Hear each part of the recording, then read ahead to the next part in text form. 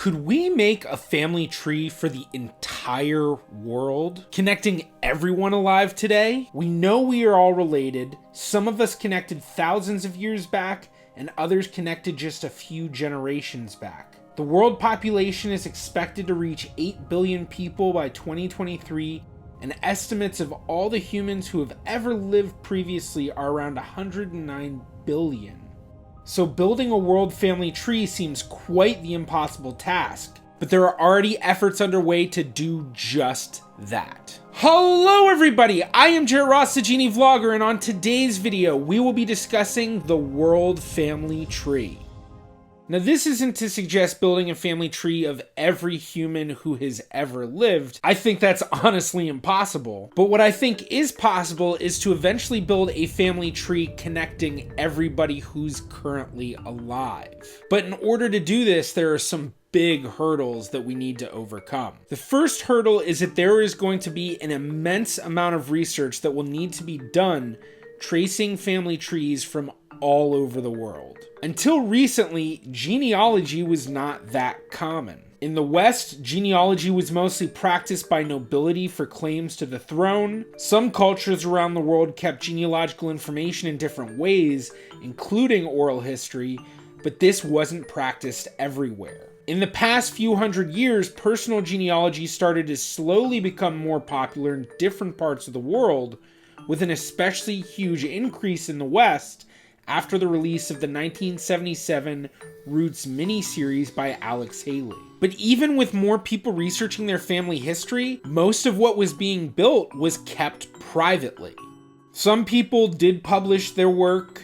There were also genealogy societies and different groups who would work together to create large compilations of family trees, but for the most part, most genealogists would just work on their own. Like almost everything in the world, the internet completely changed the genealogy landscape, allowing more collaboration than ever before. Online forums allowed researchers around the world to start networking and working together in real time. Yet there was still a disconnect between being able to work on the same family tree. In the early 2000s, it was more common to have an offline digital family tree, although there were websites available to build family trees. Even the family trees being built online were still separate trees, where you could reference other trees, but your tree was on its own.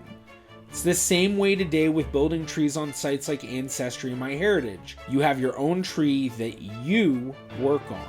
So to create a world family tree, we will need to fill in a lot of gaps, while also finding the overlaps between family trees that have been built by people all over the world. And the second hurdle is a lack of records. And this is a seriously major hurdle. Throughout history, a lot of people have not kept the best of records, especially records that can be genealogically useful. Add on the destruction of records over history for various reasons, as well as all the gaps from people with unknown parentage, it has created this massive gap of missing information for a large majority of people who have lived within just the past few hundred years. Yet if we want to connect everyone alive, we will likely need to trace a lot of lines back at least 1,000 years. We have the potential to overcome these hurdles as DNA testing and genetic genealogy advances. There are even genetic-based family trees of the world which have been created, known as phylogenetic trees. These are the trees from which we get paternal and maternal haplogroups. There's the mitochondrial phylogenetic family tree for maternal ancestry, and the Y chromosome phylogenetic family tree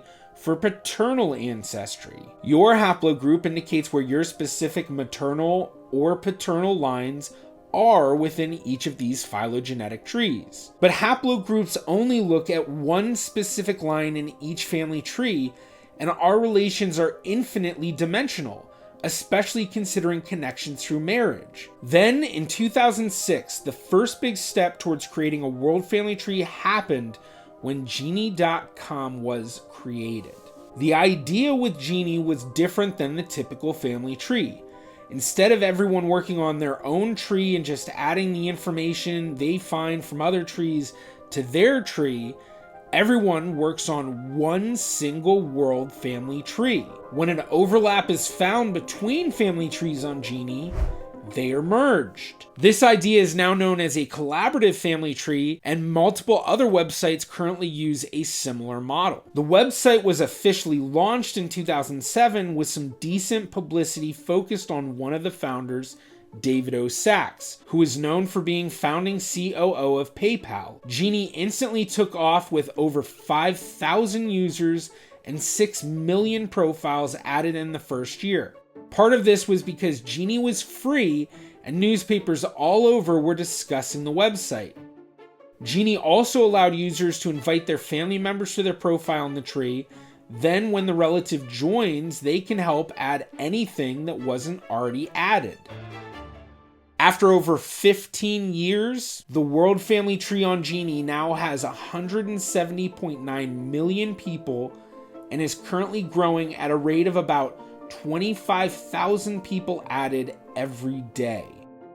As more users join, that average rate of added profiles daily will increase. I joined Genie in 2009, and that is the thing that seriously hooked me into doing genealogy seriously. I'd always had an interest in genealogy ever since I was 9 when my uncle showed me my Nunes Vaz family line, tracing back to the 17th century. Over the years, I'd build trees on computers using software like Family Tree Maker, and even joined Ancestry back in 2008 when I was a sophomore in college. Yet the idea of Genie blew me away. Not only could I connect with other trees already being built, but I was also able to find cousins and easily figure out exactly how we were related. I decided to take it a step further and started to try to find relatives of mine on social media like Facebook and then inviting them to the tree on Genie. And then they would add all sorts of information about the other side of their family tree. Genie also caught the attention of a lot of other genealogy enthusiasts, including Randy Schoenberg, a famous lawyer who represented Maria Altmann when they successfully brought a suit against the Republic of Austria so Maria Altmann could recover 5 paintings which had been stolen from her family during the Holocaust. The story of this successful case was told in the movie Woman in Gold, with Ryan Reynolds portraying Randy on screen. Randy has become a very vocal supporter of Genie as well as a curator, so I asked him if he could talk to me about Genie. So I've been doing genealogy since I was a little kid, and even I had a tree online in the 2000s. And in 2009, I really discovered Genie.com and uploaded an enormous GEDCOM file collection of family trees that I had gotten from other people, including my own. That giant tree became, and again, not all my work, but it became sort of the backbone of the Jewish parts of Genie. Genie is, of course, worldwide and not limited by any ethnicity or religion. So what happens on Genie, when we all started out, you sort of upload your separate tree, and people are used to having separate trees. They have it on their computer or at Ancestry, MyHeritage. But on Genie then, the idea was they were going to merge these trees together, sort of meld them together. And I think of it like a giant jigsaw puzzle, right?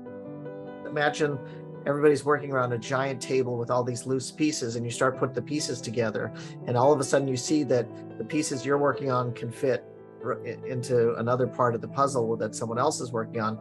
You push them together, and now all of a sudden there's this larger group. And so that started happening on Genie with all the genealogists all over the world using it, and it formed this giant island basically in the sea of all these little trees that grew and grew and grew. And officially they call it the World Family Tree. Collaborative genealogy, working with other people, turns out to be the best way to do genealogy, and I'm saying that as someone with now coming up on 50 years of experience doing this. And that is for a number of different reasons. And one is there's just not enough time to do all the work yourself. So when you start out in your tree, it's small. It's just your parents, your grandparents, your siblings, your uncles, cousins. But as you start going out in all directions and then coming back down, it just explodes exponentially.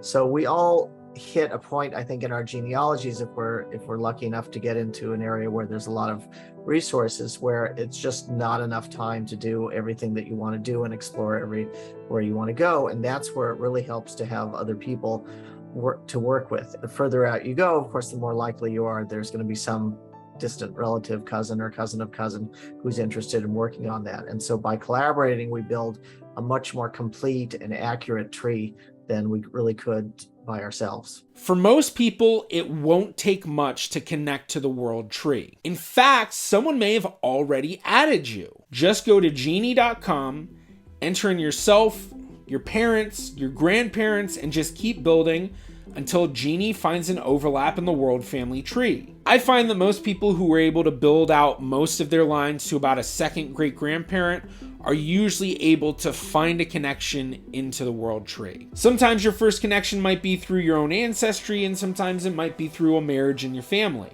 But once you are connected to the world family tree, you can figure out how you are related to anyone else who is also connected into the world family tree. You just have to use the relative finder tool. Certain profiles may be private, as Genie does have privacy filters so people can add living relatives without worry that anyone can then view that information. But the relative finder will tell you your closest blood relationship to someone, as well as your closest in-law relationship to that person, even if it's a super distant Spaceballs relation. I am your father's brother's nephew's cousin's former roommate.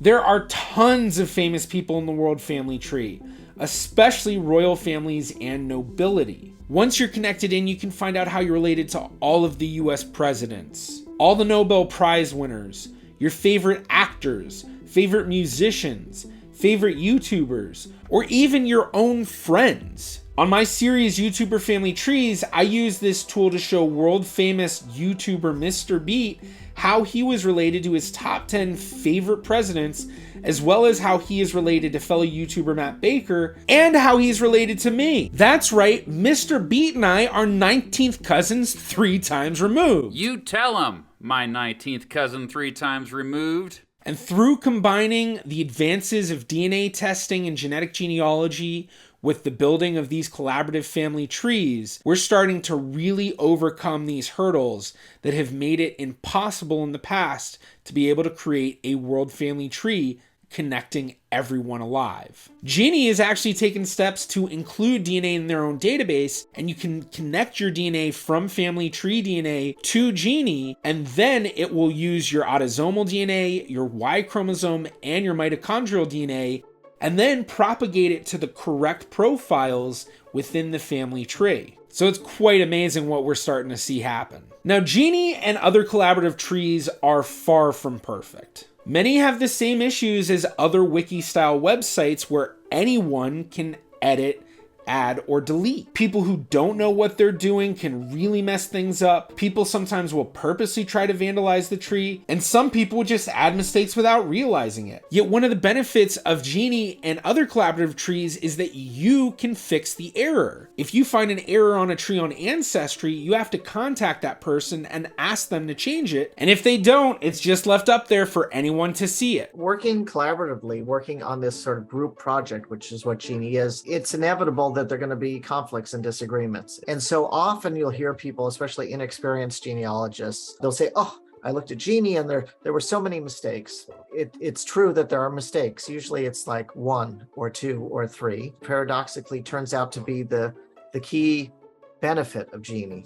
And that is that people find the mistakes that other people have made, and then you can correct them. On Genie, we have the ability to correct any mistake that anyone finds. So imagine there are now millions of people working on Genie, tens of thousands every day, and they're discovering mistakes.